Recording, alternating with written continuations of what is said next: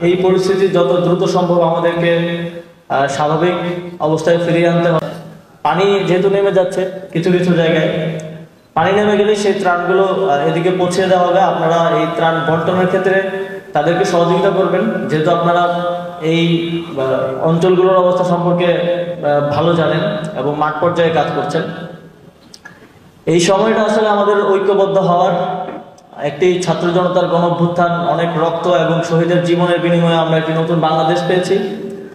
কিন্তু সেই বাংলাদেশকে পুনর্গঠন করার, নতুন করে গড়ে তোলার গুরুত্ব দায়িত্বটা আমাদের হাতে এসেছে। সরকার এবং জনগণ একসাথে একাকার হয়ে যে কাজ করছে, সেটি দুর্যোগপূর্ণ পরিস্থিতিতে আমরা তার প্রমাণ পেয়েছি। সারা দেশে আমি কখনো দেখিনি কিংবা শুনিনি যে এরকম একটি দুর্যোগে দেশের প্রত্যেকটি পক্ষের মানুষ একসাথে হয়ে কাঁধে কাঁধ মিলিয়ে কাজ করছে। এটি একটি আশার আলো দেখায় আমাদেরকে যে সামনের নতুন বাংলাদেশ গড়তেও আপনারা এভাবেই সহযোগিতা করে যাবেন এবং জনগণ এবং প্রশাসনের মেলবন্ধনের মধ্য দিয়ে আমরা বাংলাদেশকে একটি নতুন পথ দেখাতে পারব। আসলে আমাদের অর্থনৈতিক অবস্থা খুব ভঙ্গুর পর্যায়ে আছে। এই আন্দোলনের আগেই ছিল, আপনারা জানেন, রিজার্ভ খুব কম ছিল এবং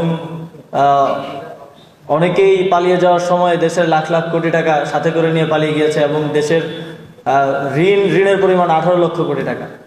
তো এমত অবস্থায় জনগণকে এগিয়ে আসতে হবে। আর সেই জায়গা থেকে আমরা একটা ক্যাম্পেইন আকারে এটি করছি। আমি এবং আমার মন্ত্রণালয়ের কর্মকর্তা কর্মচারীরাও তাদের একদিনের বেতন প্রধান উপদেষ্টার ত্রাণ তহবিলে জমা দেওয়ার ঘোষণা দিয়েছে।